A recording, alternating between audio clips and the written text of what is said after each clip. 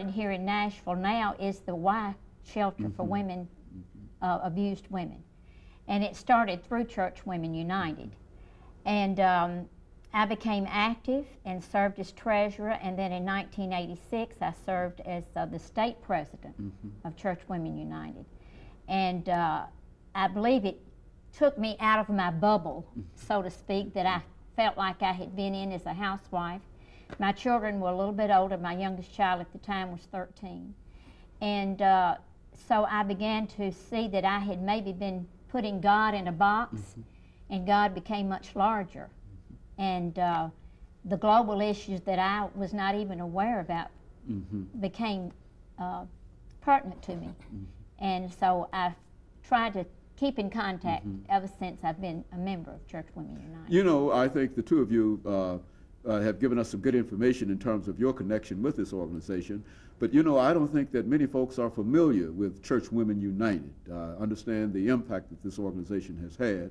And what I'd like for you to do now, starting with Ms. McWhirter, is to give us some information about Church Women United, its scope. Is it an international organization? Is it open? And I think both of you have talked about different religious denominations, who it's open to, and that kind of information for those members of our audience who might not have any idea at all about what this organization is about. And we might have to interrupt you during a commercial, but let's have the two of you do that.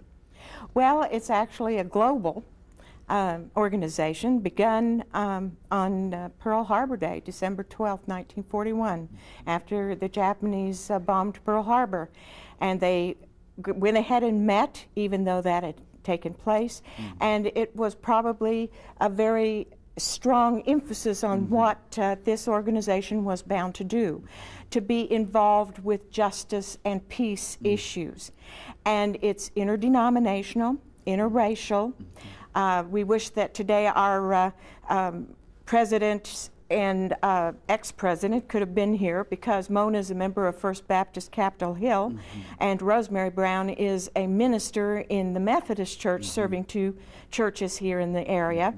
And so that was the beginning, and it became a worldwide organization, and today we have many things that we do particularly together, and one of the main ones is the World Day of Prayer, and I think Beverly can best tell you about that, because she has been involved with that. Very good. Let's talk about the World Day of Prayer, because I think that's coming up quite soon, is it not, BShaw? Well, actually, it was held here in Nashville on March 1st.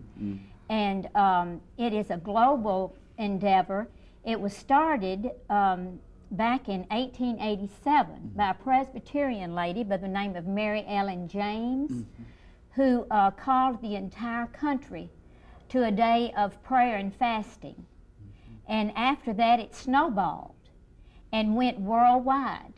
And then in 1967, they started what they call the International Committee for World Day of Prayer. And women come from all over the globe to this committee, and they plan the themes for church women, for World Day of Prayer. And World Day of Prayer is monitored here in the United States by Church Women United. That's the connection with Church Women United. But the main thrust is that we have informed prayer. And there are countries all over the world that write the programs. And this one this year of 2002 was written by the women of Romania. And the title was Challenge to Reconcile. And it seems as if the Holy Spirit interprets all of the themes, and as they come about, they plan them years in advance. But as they come about, there are many global issues that seem to be spoken to through appropriate these, to that. Appropriate. It's just uncanny how it comes about. Very good. And of course, let me make preparations, ladies, for our first commercial break, after which we'll come back and we'll deal with other aspects of this organization. And we'll be back with our audience following this very, very short commercial break.